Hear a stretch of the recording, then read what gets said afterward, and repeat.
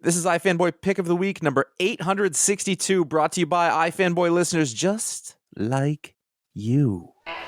My name's Josh Flanagan. I'm here with my co-host, Connor Kilpatrick. Hello. I feel like I really barreled into that one. No. I am Josh. Whoa, okay. Whoa, easy, buddy. This is Pick of the Week from iFanboy. I don't know, number 862. It's all off. It's all off. I'm Josh. That's Connor. iFanboy Pick of the Week, episode 862. This is our show. Yeah. This is the pod. No. Nope. It's not the pod. Is it our program? That's better. It's our comic book program. Every week, we each read all the comics we can stand. I mean, just like a buffet of like, all right, I'll try it. You know, you still eat your favorites or whatever. And then at the end, you say, you know what I liked the best was the corn muffin. That's the pick of the week.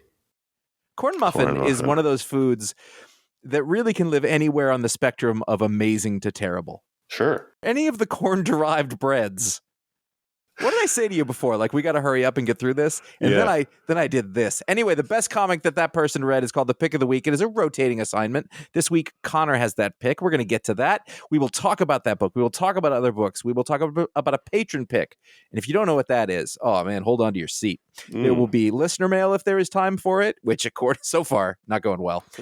Can you tell like I need to speak to a person who understands me right now? This is your spoiler warning. There will be spoilers. That's up to you. As I said, Connor, you had the pick. I did. Did you have a lot of books this week? Yeah, in the end, I kind of did. I spread them out, so it didn't quite feel like it, but yes. I think I ended up with 17.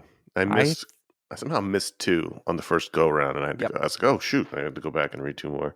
This happens, just happens. By the way, I don't know that I spoiled this or whatever, but early, I read the pick of the week. I read Nightwing 100, the Tuesday or whatever day it came out, and I finished it, and I was like, did you read that yet? And you said, I haven't read anything yet. I was like, carry on. And then I saw at the top of the list, and I was like, I know what page made this the pick of the week. Nightwing 100 is the pick of the week, and this is written by Tom Taylor with art by a all-star cast of former Nightwing artists, former series artists Bruno Redondo, Scott McDaniel, Rick Leonardi, Eddie Barrows, Javier Fernandez, and Michael Janine. And it was actually not what I was expecting. No. Having said, I don't know what I was expecting, but it wasn't this, which was basically a sort of reformation of the Teen Titans. I wasn't expecting that. And I don't know what that means for the book going forward either. That's a good take on it. It was that and like the other, there's an offer in it. There's a decision that Dick has to make. And I was like, where's this all coming from? Are we done? No, Heart Taker's still there. It was a lot. Yeah. First of all, can we talk about the prime placement that Black Adam has in the cover? The movie failed. So couldn't they have gone in there and did it? Photoshopped in someone else over that? You look at covers, huh?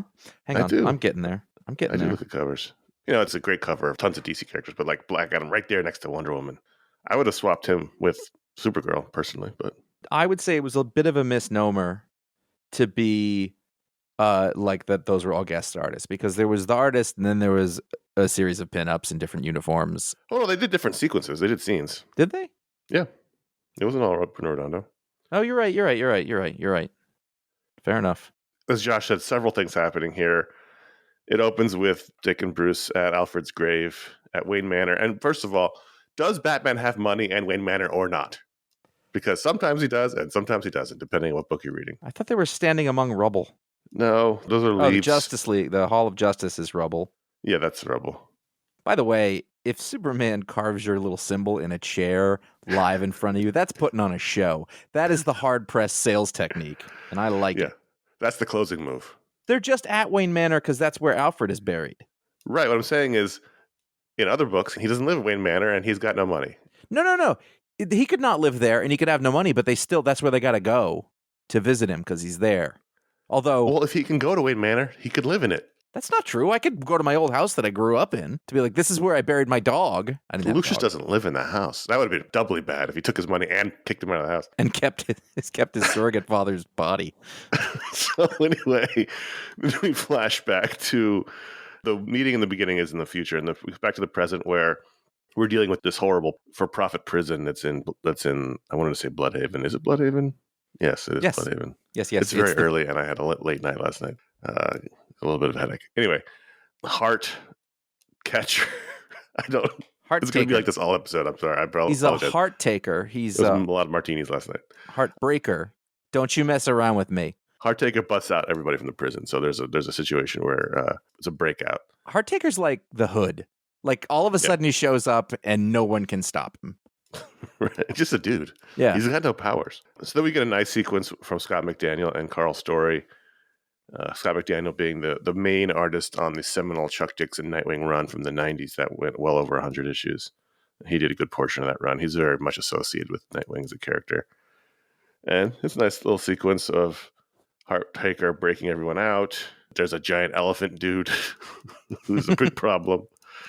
And that was fun. And then we get, I thought the pinup sequence was great. So we start with Dick on the roof. He's going to jump off the roof. So the first page is Michael Jennings drawing Dick as a airless, and then we get a shot of McDaniel drawing Dick in his disco era costume, and then we get a shot from Rick Leonardi drawing Dick from when he was on the book jumping off the roof, and then we get Eddie Barrows from when he was in his costume, the red costume, and then we get Javier Fernandez. Like it's like a sequence of him jumping and then landing on the ground, but through all different artists, all different phases of his looks. And the red costume was just a blip, though, because really there's only the two costumes, but one of them has a red variant. That was the New 52, and they tried to make all the sidekicks wear red and just didn't stick with Nightwing.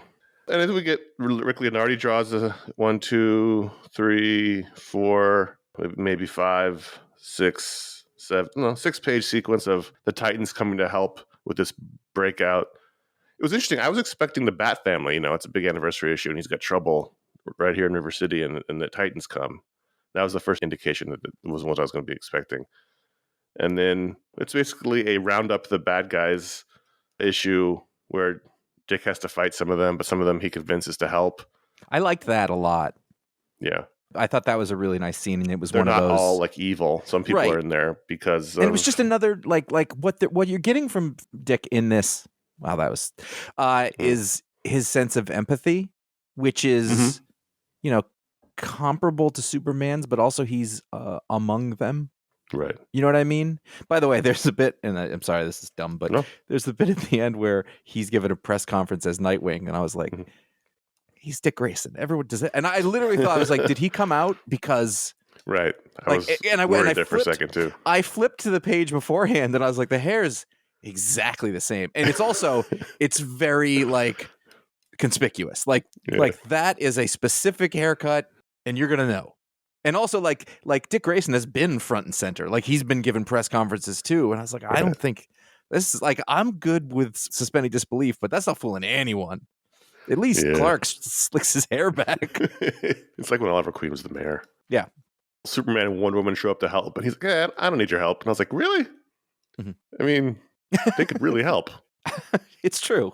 Instead, they go to the Hall of Justice, and because of the Dark Crisis or whatever, just because of the plot device of that, the Justice League has been disbanded. As they figure out what to do next, they take Dick to the Hall of Justice, and as Josh says, Superman burns Nightwing's logo into a chair and says, "We want you to lead."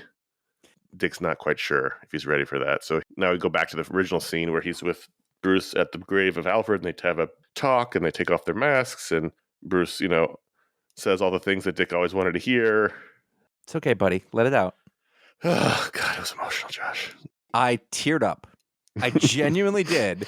Just now, I saw that there's a page turn where he jumps at him and gives him a big hug, and it's a remarkable storytelling, really great, and it's pushed in closer than normal. It's not a full body thing; like you're in there with them, and I get the little goosebumps just flipping to it. Like, I'm not even kidding. Like, it was so cathartic. And that was when I wrote to you. I was like, "Have you seen? I love you, Dad." I was like, "Oh." Yeah. So, Dick says, "Well, what would Alfred have done now? What would he have told you to say?" Because Bruce says one of the things Alfred did was conveyed all the things I never could. And so then basically Bruce channels Alfred and says, he would have told you that I'm so proud my son is going to be the best of us. And I was like, oh. And then the hug. And then they talk some more. And then there's the I love you, Dad long shot with the grave next to them. And I was just like, okay, we're done here with the rest of the books for the week. So then the coda at the end. And I wasn't sure what we were leading towards. It was Dick, and it's Barbara and Dick's sister, Melinda. Hot Mare. You just call her Hot Mare. Hot Mare. Hot mare. Doesn't she have security detail or Listen, things to do? The specifics of her administration don't make a lot of sense, and I'm fine with it. She's being the mayor in Chuck Taylor's. Yeah, none of that makes sense. And so then he decides at the press conference, he announces that that he's bought the prison. Well, Dick says he's bought the prison. Barbara's like, we're now going to run a prison? He's like, no, we're not running a prison. And the reveal at the press conference is that it's going to be the new headquarters for the Teen Titans. And just in case you missed it, the Flash is pointing at the tower in the background. When did they get that up with no one noticing it? I don't know. It's a fairly conspicuous building. The question is, like, what does that mean for this book going forward if the Titans are now headquartered in Bloodhaven? Are they going to be like supporting characters in the book, or is it just not going to be an issue? It's going to be interesting to see going forward what that means. And and this is not like, if there's not like a Titans book they're launching or whatever. I gotta say, I guess it was like a red herring that the Justice League thing, but I was like, I think that would have been great. I think it would have been awesome to have him as head of the Justice League. You know, like you're watching over in the DC versus Vampires book, like it's not exactly what you want, but he's head of the Vampires, and you're like, yeah, I buy that. You know. And so in this context, you know, it's just one of those, I was like, that would have made a cool team.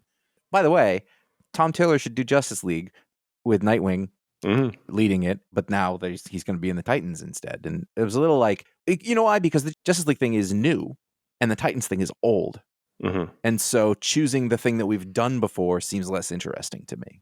I like it, you know. I mean, he could be on both, I guess. This whole Dawn of DC thing worries me. So we'll see what's going to happen going forward with all these characters as they change. And where are the prisoners then? They're just gone, man. It was a fairly big facility. It was probably like, where are those people? I don't know. I really love the idea that as a comic book creator or writer, that person, you know, Tom Taylor asked that question and he went, eh. And I'm fine with it. I just want one reporter to have been like, yeah, we know it's time for the Titans. They're all standing with you on the stage, and that's a giant T building behind you. Mr. Grace, I mean. It was great. It was really great. Yep.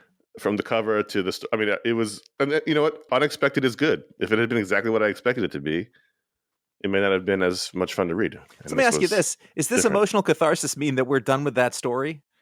Like, are we like, well, like now Batman and Dick can have a good open relationship, and I hope so, for a little while at least. He's dating Barbara. I gotta tell you, I think he's gonna kill Dick Grayson. He's solving all his fucking problems. You can't like Diane and Sam are getting together. This ain't good. Right. Well, I guess we'll find out. Over in Batman, Superman, World's Finest 11, this is the culmination of the current storyline with the multiverse kid who is basically a surrogate son/partner for Superman, but he has his own issues, his anger issues, his inadequacy issues, and he tends to lash out with his powers, which doesn't really work for Superman all that well. I thought this was a really fun storyline. I like the Titans being a part of it. I like how the kids tried to bring him under their wing, but just wasn't going to work with this guy. But I also like that they didn't demonize him and turn him into a villain in the end. It was like he recognizes his problems, he realizes he needs help, and he's going to go off into the multiverse and try to find it. I was like, you know what I liked? They got rid of him. Well, no, like seriously, like I was like, please don't make us live with this person forever. Like it's too big of a thing. But I like that they didn't make him to a bad guy. Yes. That would have been the expected thing to do. Yeah, you're right. I think the thing about this story that's interesting is that I pick up the issues. I've read all of them. I forget about this storyline every time. Every time I start reading, I'm like, what is this? And I go, oh, right. Like, and I like it, but it's not sticking with me. Like, I think I like Mark Waid. Like, I'll hang around with these people for a while, but like, I couldn't have told you that's what this book was. And we're 4 issues into this story, and every time I have to be like, what is? Oh, right. And I don't know what that means. Right. You know, it's a lark to me. It's enjoyable enough. I always read it because I know I'm going to enjoy it, but it doesn't stick with me at all. I understand. I like we've talked about this before. I like the characterizations. I like the portrayals. Yes. I like that it feels classic and somewhat modern, a modern classic version of the DC universe, which to me is exactly where DC should live. And and with all the problems that DC has in terms of continuity, in terms of character portrayals, in terms of characterizations, this feels like the right place for DC. And DC's giving Mark Waid more to do with this Lazarus Planet thing. I don't know that it's exactly working, but at least they recognize that he's bringing a lot of value to what they're publishing. Now, the reveal at the end of this is that Gog shows up, and I'm not super up on my Magog lore. Is David Sekela a name that I would recognize from like Kingdom Come? I don't think so. I don't know. So when he goes up in the multiverse, he lands in the epilogue, and it seems to be landing in the Kingdom Come planet. Mm-hmm. So we'll see. Was Magog like a giant like that, or Gog? I don't know. Gog was just regular sized, human sized. Well, yeah, I don't know. I have to read Kingdom Come again. It's been long enough that I don't remember really. I'm really looking forward to the next issue. Robin and Supergirl on the date from hell. If that's not pick of the week, I don't know what to tell you. I mean, I would just quit Nightwing. I would quit most DC Comics after this issue or that last the pick of the week. So, Josh, one of the things I did over the break, which I haven't told you yet, is that I read all of Strange. Interesting. Strange number 10. This is the final issue. Had you read some of it? I think I noticed. I thought it was weird that you put it on the script, but you'd read none of it. I'd read none of it. I read all 9 issues over the break. Okay. It was funny to read all 9 and then wait like 3 weeks for the 10th one. Yeah. It was all in my head, then it all left my head. So when the issue started, I was like, wait, where are we? Oh, right, the Sentry. Mm-hmm. Yeah. Another dead Sentry.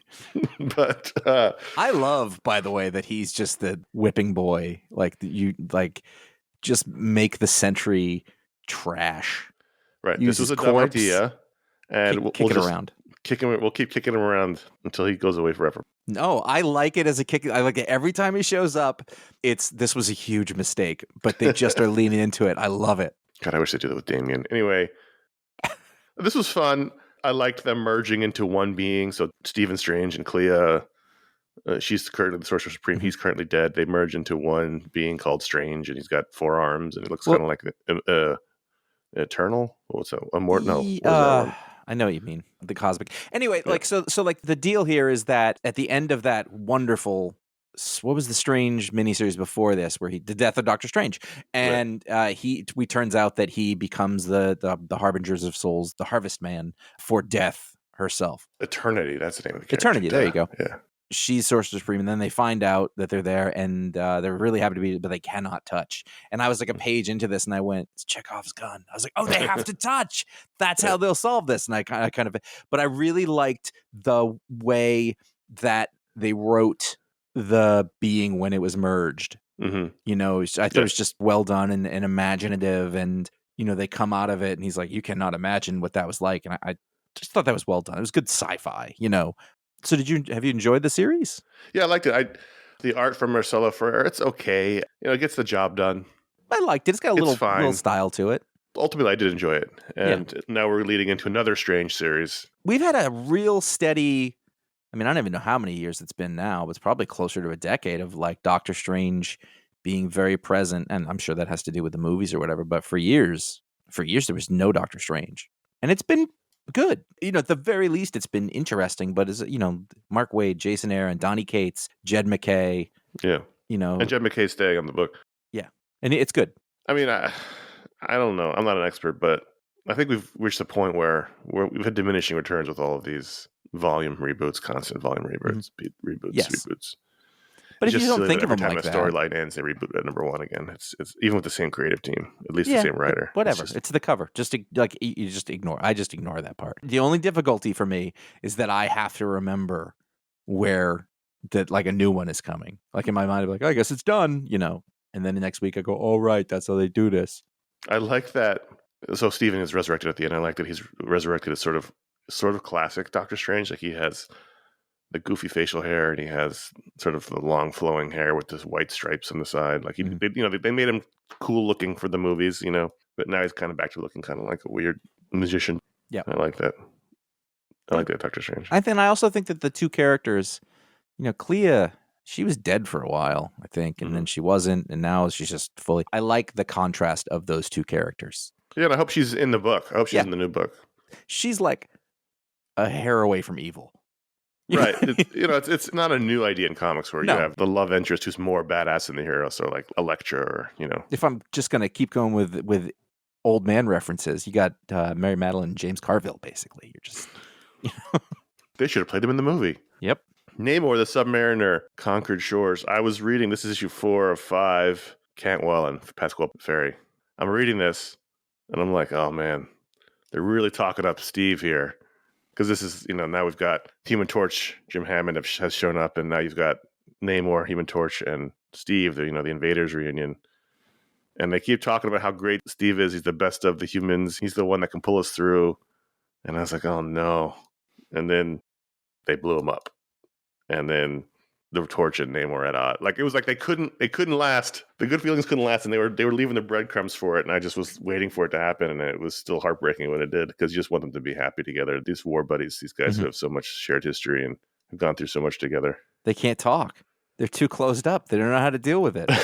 But Steve is the way through, because they all know that he's going to do the right thing, so they love him, they listen to him, and now he's gone. I liked that there's still enough of old shithead Namor in this new guy. He wasn't so enlightened now that guy didn't come out. Again, this is a Christopher Cantwell special. This is his great talent, is to write the asshole as a human, but then remember that he's still an asshole. It was interesting because, he's much more enlightened with everyone else. It's almost like when you see an old friend, you sort of revert back into that old thing. And so he was constantly flying off the handle on Jim Hammond. And I was like, dude, chill. So do you seek war? It's like, no, calm down. Jesus. He kept flipping out on him. And I thought this was a really terrific issue. I really did. I thought this has been great, but this was another really good issue of this book. And unexpected. Like, I don't really know what it is or what it's going to be. So every time I come into it, it doesn't feel like, the same old cliche. Because again, it's future. The only false step for me is Steve Rogers' hipster hairdo. But other than that, with the shaved sides and the long on top, like, come on. Whatever. He's not. I don't love the art. Tattoo parlor in Brooklyn. Yeah. Actually, I like the art quite a bit. I like Pasquale Ferry. I don't mind the art, like, from that standpoint. I don't like how it's finished. I don't know. It feels too... Like sketchy? No, like the coloring doesn't match the sketchiness, I guess. The coloring's not great. It looks like, Matt Hollingsworth. I mean, he's a great colorist, but it's still the style of it. Like, the color's the good, the color theory, the whatever, but it has that animated style. If you look at... All right, let's see. Here's a good example. Page 13. Just the way that Namor's face, like it doesn't look like skin. I don't know. It's a little computery. You know what? The whole thing looks like it was drawn digitally. Like, there's not a lot of... Anyway, whatever. I can't put words to it right now, but something I don't love. But I like the people involved. I just wish it was a little more naturalistic, I'm enjoying this, and clearly this is not going to end well for anybody, because the robots... The thing here is they found a robot society that Jim Hammond has been running with, So there's a robot society, there's an Atlantean society, there's a small human society, and the human society gets blown up here by the robots. So robots versus Atlanteans, issue 5. Death to Atlantis, they scream. We should never allow the robots to think, Josh. We've been over this a lot in pop culture about the robots. I think I don't want to say the word out loud, but Alexa, all the time I say thank you. You know what happens when you say the name? It's just a light that flashes. Like that, like, I heard you. Do you have the one that looks at you, that like turns towards the voice? Yeah, they all do that. Well, they don't turn, but the light shows There's you. There's a new one now that will turn. Like, it'll rotate towards where you are. Yeah. I mean, like, I recognize, I was like, whatever, they have my information anyway. But I will also go into rooms that don't have it and ask it to turn the lights off. And I'm like, oh, damn it. I got to flick a switch like a savage. I don't have one of those. I'll never I know have you one don't. of those mouse. You didn't want to use an easy pass. You thought you were being tracked. I don't care. Whatever. Advertise to me. I'd rather use cash. Fuck cash. I'll be the last one left. Everyone else will be killed by their devices, and it'll be me and my cash. But Connor, sweet release. Sweet release. Batgirls, number 14. This I wanted to mention because for 2 reasons. One, this is a book that has been, up to this point, for the most part, defined by artists with like a really chaotic style. And that's not a bad thing. Jorge Corona was the artist that started the book off, and he's terrific. But that kind of style, like exaggerated anatomy, exaggerated poses. Other artists since then as well.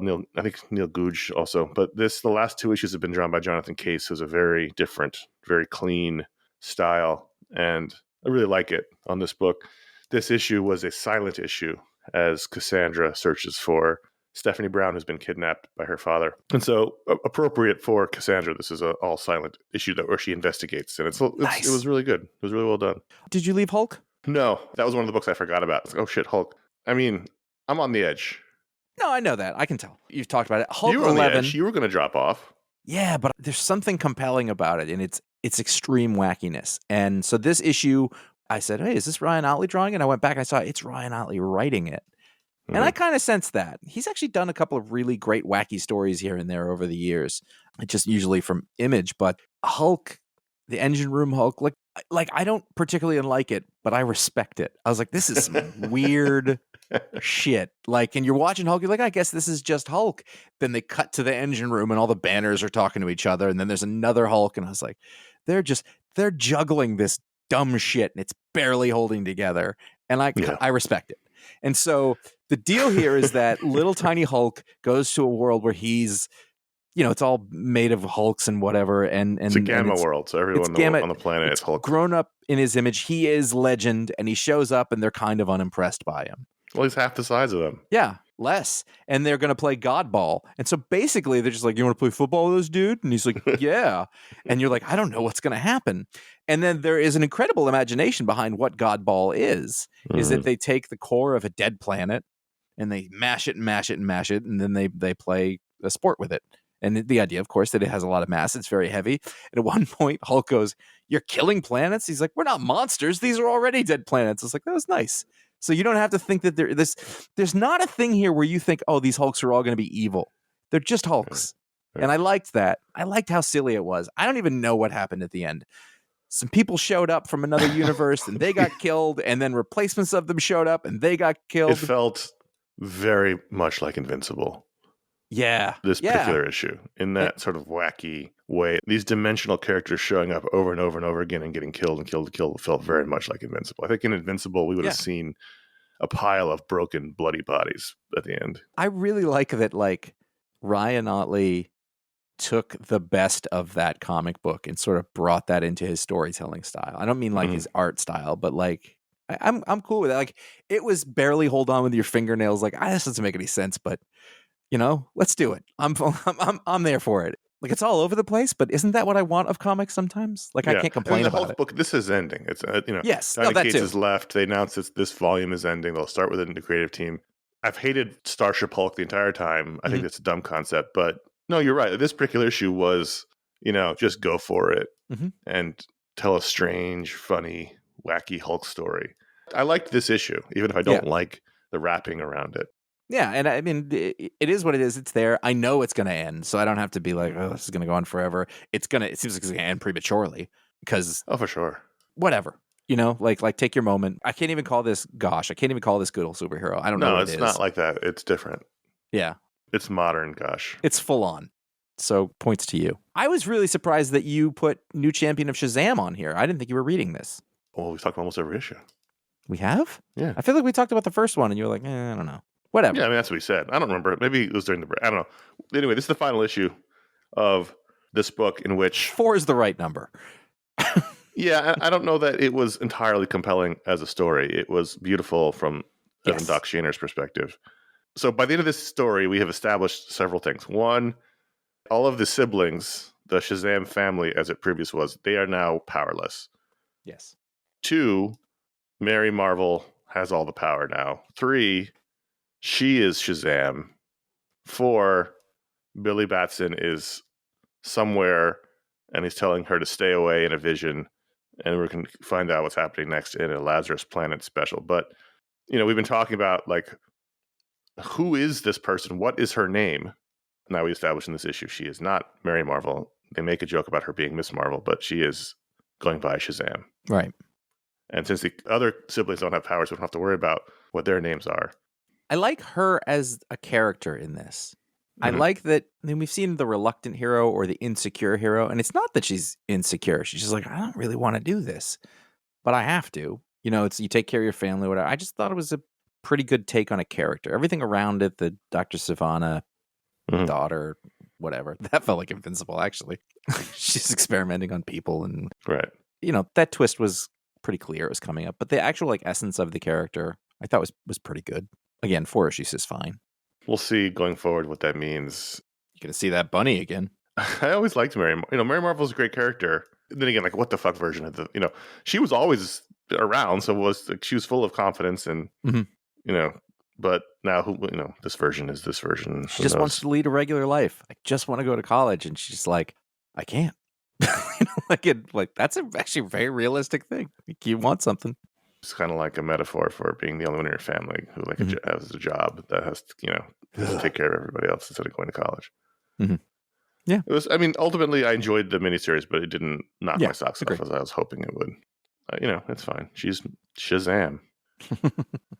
So those are the books we wanted to talk about. It was a good week, I thought. It was a solid week. Yeah, solid. Not a lot of standouts. Those few pages in Nightwing for me. Over at patreon.com/iFanboy, the patrons of the show all can vote to add a book to the rundown. And this week, for the second week in a row, we had a blowout winner. And that was Immortal Sergeant #1 from Image Comics, our second blowout, our second Image #1 in a row. And this is written by Joe Kelly with art by Ken Niamura. There's no other credits, so I assume Ken Niamura also lettered it. And you might remember this team from the beloved and critically acclaimed I Kill Giants quite a few years ago at this point. Long time ago. Probably like 15 years ago. Yeah. I really didn't know what to make of this when I started. Mm-hmm. To call the art style loose is an extreme understatement. And at first I was like, I don't know, man. But I did find that it is extremely minimalist. It almost looks like breakdowns. Yes, and not it does. Finished pencils. But I will say I got used to it. And I wasn't thinking about it at the end, which to me means it's doing its job. It's telling the story. And I was just in it by the end. I didn't know what it was going to be. I remembered I liked I Kill Giants, but I don't remember a thing about it. And it didn't end up like the kind of thing I thought it was going to. This is seems to be. I think the drawback to this issue is unlike last week's Black Cloak, which really, leaned into the page count to set up the story. I don't know what this story is that we're telling here, other than it's kind of a comedy about an old badass cop who's retiring. Yeah, but also he can't let. There's a case he can't let go. Right. It's pretty fucking standard stuff, but there wasn't. You hear Immortal Sergeant, and I thought, all right, it's going to be some. It's not. It's just in our world, right? Apparently, it's a cop story. Old cop doesn't want to let stuff go. He shocks some kids with his car. It was funny. Joe Kelly's a great writer. Joe Kelly's a legitimately funny writer. And I laughed several times reading this book. But I finished it. I thought, well, okay. I liked it, but I don't really know where we're going here yet. I will say, I think you're right. I didn't know what to expect. As I started reading it, I got into it. And it was over. And I thought, I enjoyed that. As I sit here, tape rolling, many people are listening to me, not necessarily at the same time, but they will in aggregate. I'm not sure what to say about it. You know what I mean? I don't really have. The art is so minimalistic that it works really well, but there isn't like a thing where I'd be like, look at the storytelling here, look what this does. It washed over me in a way, not a bad way. I liked the minimalism of it, but there were several times where I couldn't tell what I was looking at in terms of people. There were also some storytelling bits. There's a part where Detective Sergeant, which is a dumb joke, but I laughed at it. His name is James Sargent. He's moving out of his office and two people are trying to move into it. And I was like, are those teenagers? Is that a woman? Like, what is happening here? Because it's so minimalist. And for some reason, they decided to draw one of the cops like Han Solo, dressed up like Han Solo. Like, it was very confusing, that scene. And then they're talking about going out and chasing tail. And I was like, wait, what? I thought these were kids. So there was issues like that. But for the most part, I thought that there was some really dynamic panel work. And, from the angles that the car driving away, that long shot of the smoke and the sound effect going all the way down the street away from us was I'm literally looking at that right now. But it's super minimal. This is super sketchy and looking like a breakdown. But I thought it worked for the most part. I think that you've either got to go know nothing about comics, or you have to know enough to be impressed by it. This could be a big subsection in the middle, but like, what the fuck is this? Right. Like, I know, I know what it's doing. I think it works. But like, I liked it. It was kind of a cop story. Let's see if it, really, like, it's going to have to kick up a gear to be incredibly memorable other than just sort of a quick lark. But Joe Kelly, man, like, he can tell a story. He can write. I Kill Giants was very emotional and it touched a lot of people, and they still think about it fondly as a seminal work from that era. Yeah. And there's nothing wrong with it if those two guys want to come back and just tell like a goofy cop story. Yeah. they don't have to try to recreate Eichel Giants, even just the tone. They can come back and do something totally different, which I respect. Maybe the reason that I'm having trouble putting a finger on it is that a lot of times, no, I mean, it's a fairly normal thing that the style of art dictates the tone of the story that you're reading, and it gives you a clue as to what it's going to be. So, like you said, you laughed a lot, and I was like, it was funny? Like it kind of was or whatever, but like, when you read comics, we just talked about this last week where the style of art on something was much too serious for the tone that it was going for. It was like Conan the Barbarian style art on what should have been Steve Lieber, yeah, that was And I think what's interesting about this is that it's not giving you anything. Right. Like this could be dramatic, it could be satirical, and I don't know what it is because there's not enough information, which kind of works. It's a choice, but it leads me to not quite know what the tone they're going for is. Well, I mean, it seems like it's over the top and humorous. I mean, the opening scene is him pulling up on a golf course and then trying to shoot his commemorative watch, but he can't. Throws it up there like a skeet shoot and misses it, and it so falls on the ground and he unloads his gun into it. Like it seemed like that's the tone they're going for. Yeah, I'm also bringing into it my expectations from Eichel Giants. Right. Like I'm waiting for it to be weighty or so. I don't know. It may not, or it may. I don't want it to be. The case he can't seem to forget. It's the shoe. A child's shoe, so that's not going to be light. Right, exactly. I mean, in a way, it's destroying expectations so that you're kind of, you don't know what to expect, which can be a good thing. Right. I'm looking forward to it. I mean, if we're talking about like, I love the potential. I love the potential that's here, but I don't know enough to put my finger on it. Which again, that's a choice in the first chapter to do. Ratings. 3.5. Yes, sticking with it. Yeah, I was going to say my rating might seem low, but I think it's a 3. Yeah. 3 out of 5, which is not bad. You sure you don't want to give it a 4.87? Yeah, let me clarify. Last week's patron vote, I misspoke. I said 4.8. I meant 3.8. You really loved that book. Josh was like, I really loved that patron book. I was like, oh, shit. I meant to say 3.8, not 4.8. It's almost perfect. It was fine. I was like, shit. Listen, I was caught up in the moment. I'm sticking with it. It was enjoyable. All right. So there you go. Patreon.com/iFanboy. Every patron can vote out of the book to the rundown. And that's where people go to support the show directly. Our patrons are loyal patrons. We enjoy them. We have fun with them. This past weekend, we had our monthly hangout with them. And they are the ones who unlock shows that everyone gets to enjoy, like the monthly splodes, the media splodes, the book splodes, the talk splodes. And they've created a really great community. As we mentioned, the last couple shows, we're starting to revamp our patron. We added new stretch goals, even though they're getting rid of stretch goals, as we've been told. We may still keep them unofficially. Stretch goals in absentia. It just depends on what they are replacing it with, as they keep claiming they are. What is it called, like when a monarch is taken out of the country that they're ruling and they do it like a proxy government or what? Like that's what our stretch goals are like. Oh, right. There's a word for that. Yeah, I can't think of it.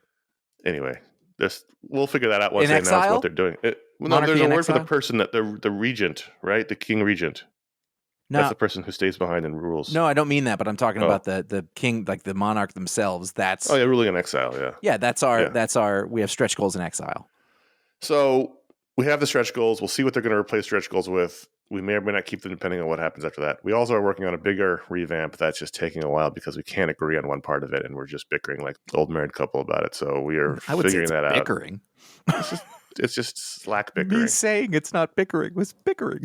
We're getting there. But we actually had a bunch of people join up in the last month or so since we've been back, and thank you for that. We hopefully make it fun for you. There's the Discord channel, there's the Facebook group, and we appreciate all the patrons. Also, iFanboy.threadless.com is where you can buy our t-shirts. We've got 12 shirts, 12 designs. You can buy our designs and not things other than t-shirts. You can buy them on shower curtains and bath mats and skateboard decks and mugs and notebooks. You can check them out there, iFanboy.threadless.com. I know we haven't put a new design out in a year, but we don't just put any design on there. We put designs we like and we believe in. Well, the last one was really good. We're skating on that. Skating I think on are good. Get it? So we're always thinking about it. We just haven't come across something that we really like. But once we do, we'll put it up there on iFanboy.threadless.com. iFanboy.com/support is our PayPal link. That's where you can leave a little tip, a digital tip in the jar while we play Piano Man for you. And fanboy.com/Amazon is where you can find the Booksload books. I have to update that page. I have not updated in a little bit, but I will. And then finally, bookshop.org. That's where you can find bookshop.org links where appropriate, usually with the Booksload post. This past week, we had a Booksload show with a bookshop link in it. Those sales go to help local bookstores. There's a pool of money that they can share from, or you can designate money to go to a specific local bookstore, as I have done.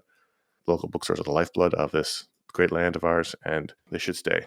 And so you can help them out by shopping at bookshop.org. I know they appreciate it, and we appreciate it. Thank you.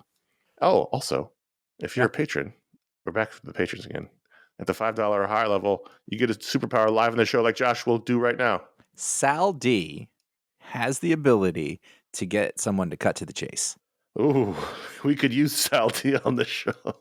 It's not all the time, and the person might not be aware that they're not cutting to the chase or getting to the meat of it.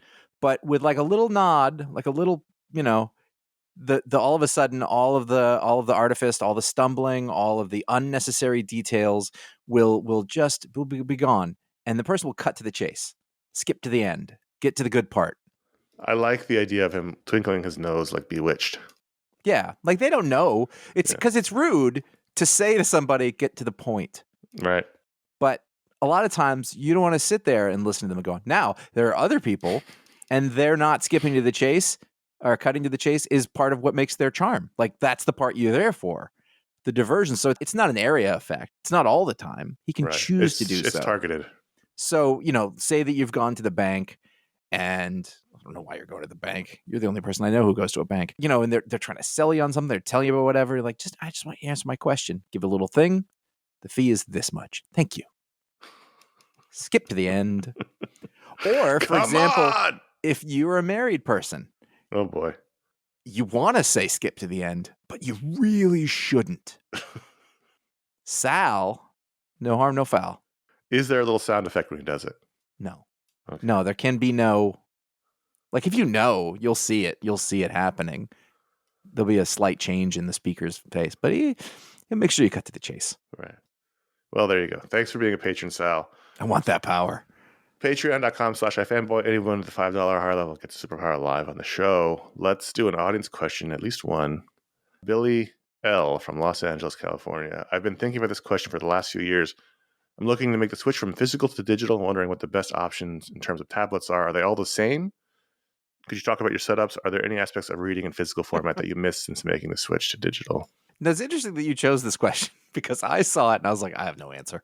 Well, Josh and I have only ever used iPads, so I can't speak to other tablets.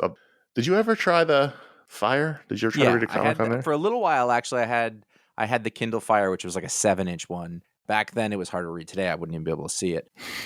I mean, like I was ready. I had that first iPad pre-ordered show up the day because I was ready to read comics like that. Because even back then, we got a lot of comics on PDF. Yeah. That was a game changer for me. Oh yeah, no, that's the why I bought the iPad was to read comics, specifically. Which, by the way, is pretty much the only thing I use it for. I'm on a laptop all the time or I have my phone. I do not need a tablet other than to read comics, but I could not have a tablet doing this. Right.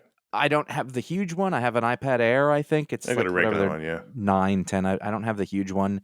I think the regular iPad size is just...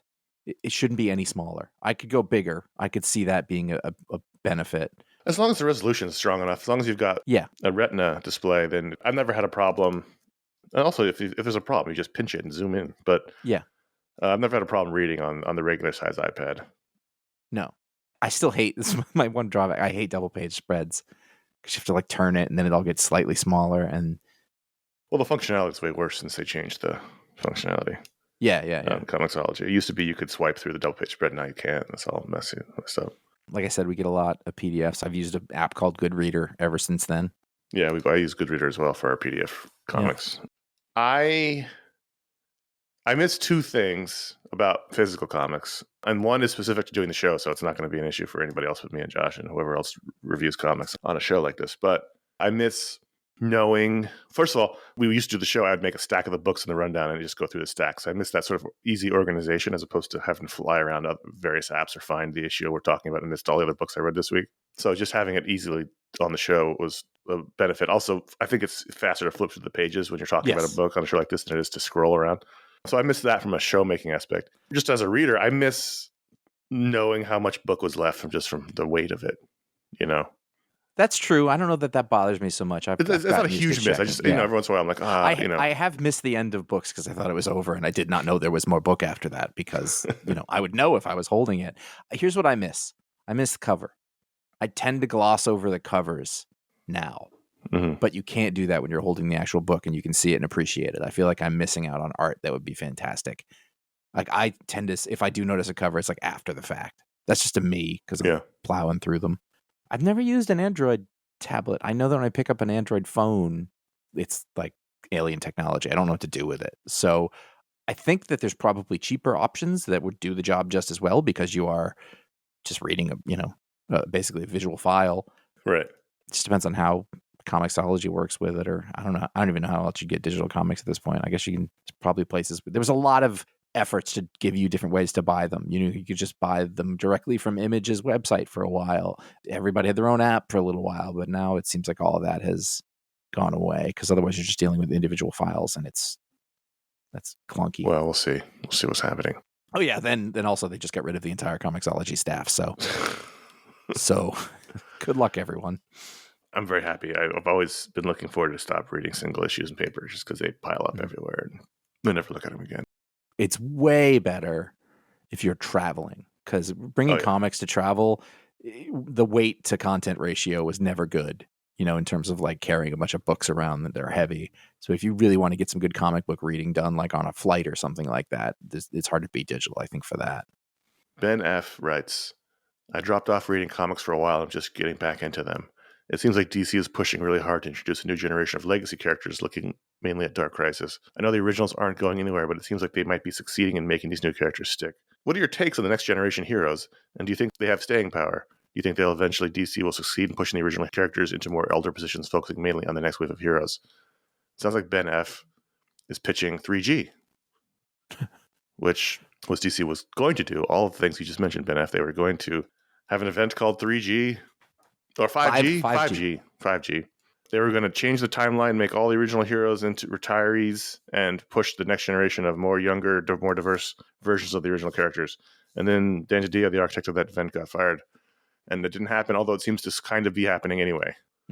What do I think? I think that some of the characters are better than others, like anything. I think, personally, that having 2 Batman is dumb, 2 Superman is dumb, 2 Wolverines is dumb, 2 Spider-Mans is dumb, 2 Captain Americas is dumb, 2 Hawkeyes is dumb. This week we had Iron Man and Ironheart showed up, and she's basically also Iron Man, but they don't call her Iron Man. And I think that's better. I think she's a cool character. I'm happy when she shows up. There's a really good rift between them right now. Yeah, but she's a good character, and I'm happy when she shows up, and I'm also happy she's not also called Iron Man. I just think it's dumb to have all these characters duplicated. And if the character itself is actually a good character, it kind of does them a disservice to just name them the thing that already existed. I would prefer that they have their own identities and be allowed to grow on their own. But DC seems to be, and I don't know what this Dawn of DC thing is. It shows a lot of these new characters in this logo. We'll see. I can't imagine them being allowed to send Bruce Wayne into an old folks home and send Clark Kent away. I just can't imagine that, but all expectations are out the window now. And so who knows? I mean, it never works.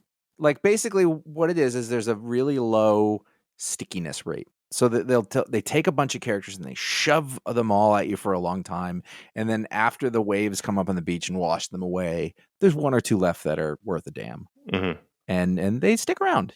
Cassandra Cain, like they came up, and that's actually, they called her Batgirl. She was Batgirl, but it's great character, stuck around, is interesting. It's not top tier character. I can't think of the last time they created like an A+ character who got their own book that actually became, pantheon.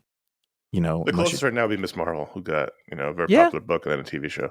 I was actually thinking just recently, as I was reading the comic, that, and I realized it's probably because I'm not reading the books, but Miles Morales kind of was totally, in my mind, hobbled by his move into the regular Marvel universe.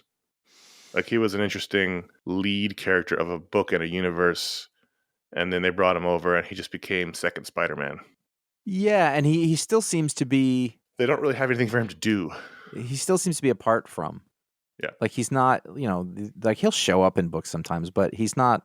He's got no purpose. He's not where the Avengers... But, I almost... I still read the books. I've read every one of them. It's almost an Elseworlds. He's almost still in a different universe, and they just let him be. And he interacts with some of the teens, Miss Marvel. But, there was a whole ending of Saladin Ahmed's story where, like, he went into a future, and it was his own pocket universe. It wasn't the Marvel universe that's like he's in Brooklyn, and whatever's happening in Manhattan has nothing to do with it, apparently.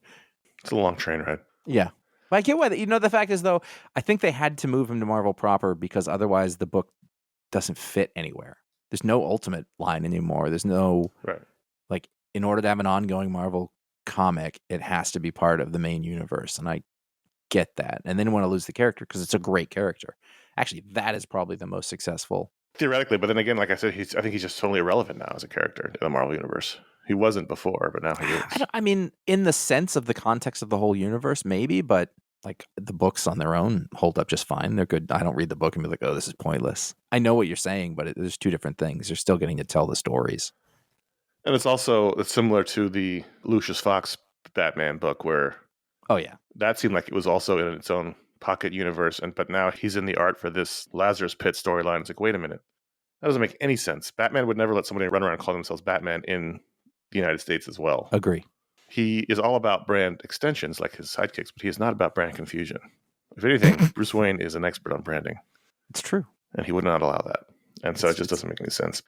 I don't know, like anything, these characters will come and go depending on how well they're done. But if DC forces the issue and pushes characters out, I think they will learn a hard lesson, the same lesson that Marvel learned about 8 years ago when they did that, which was their sales tanked. So at the heart of all this, though, is the idea that they're publishers, right? They make books, but they're really IP companies. Mm-hmm. They have been treading on the same IP that was created for them 50, 60, 70 more years ago. And they're like, well, let's try to prove our worth. We'll make some more IP. They're not good at it. They're just not.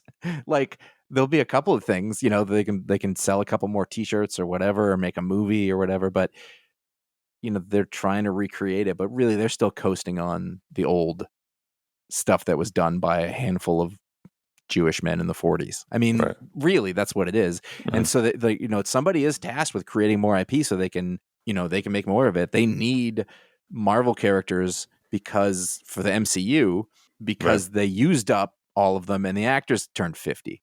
Mm-hmm. And so they don't want to reboot, clearly, and so they're trying to fill that in, but it will not be as successful, just like in the comics. Like, it won't have the same resonance, right? Because how do you make lightning strike twice? Hey, speaking of, and we're late, we got to move. But speaking of Miles Morales, do you remember a year or so ago they were like, he's got a new costume, and it was the worst costume ever. Kind of. It had like casual, a thing like it was like a hoodie, but it was like a half mask that when this new series started up, they just got rid of it. You just went right back to the black and red one, which, by the way, is a great costume. It's one of the better new costume designs. It plays off Spider-Man. There was nothing wrong with it.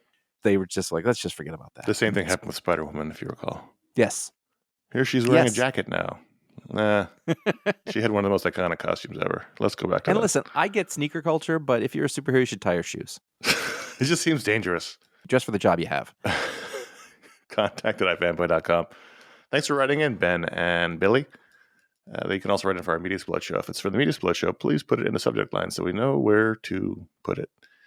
Let's do some plugs. As I mentioned briefly earlier, we released the January Booksplode just this week, just right behind this show in the feed. Josh and I talked about Black Sad, All Fall Down Part 1, the latest American release from Dark Horse of the Black Sad series, the modern-day classic out of France by two Spanish creators. Interesting discussion, interesting book. We quite enjoyed it, and hopefully you enjoyed the discussion. And coming up this week will be Media Explode for January, our Media Explode show, our monthly show. We talk about non-comics media, and we'll be discussing the movies and the TV shows we watched during our holiday break. It's a lot of them, and we'll be discussing all of that stuff, so we can look forward to that this coming week. Hopefully. Fingers crossed. We haven't recorded it yet. People say break like Like, you had a break. I had no break. There was no breaks. Talk's got to be walked, bro. You can find, my kid started saying bro, and I just said it, and I hate it. I was being kind of, I was almost being sarcastic, but then it was also kind of not, because that's how language creeps in. Yeah. Anyway, you can find our library of over 1,200 shows and counting at ifanboy.com and wherever podcasts are distributed, sold, made good, processed, manufactured, or sold. You can follow us at iFanboy Comics on Instagram to find out what the pick of the week is before the show comes out, and sometimes for the best of the weekend panels. Connor, you did a nice job that last week. Thank you. Didn't expect to see all that. You can follow us individually on Instagram at CSGilPatrick or JA Flanagan. We're not going to make dance reels, so you'll probably never see what we do. Subscribe to youtube.com/iFanboy. That's where you can find our old video shows. We had 2 of them. You can find them all there, and you can listen to this show every week on YouTube if you'd like, if you prefer. If you're someone who was on YouTube all day and you'd rather do it there you go. This show's on there for you, as well as all those old video shows from years and years ago of us wearing shorts. They're all there. So pale. Please consider also leaving a star rating. I am so tired, everyone. I'm not even hungover. I'm just tired. Like existentially? Just in general. I just... Did you use that stuff? I did. Send us? I did. Okay. This is not an ad. I use Z-Biotics, and I don't have a pounding headache. Right. I'm just tired, though. I have the box of them right here on my desk, and I'm like, I don't know what to do with this. I feel like I don't want to throw it away. I give it to one of my new coworkers. Are you a drinker? Who here's a drinker? Yeah. Anyway, where am I? Oh, consider leaving a review or a star rating on Apple Podcasts, Spotify, or wherever you listen to the show. It helps people find this podcast. It helps the algorithm. Thank you very much for doing so. And that's it. That's it for this week's show. It was a fun week of books, a fun week of talking to you, Josh. We'll be back next week. And until then, I'm Connor. You were okay. It's fine. It was okay. Bye.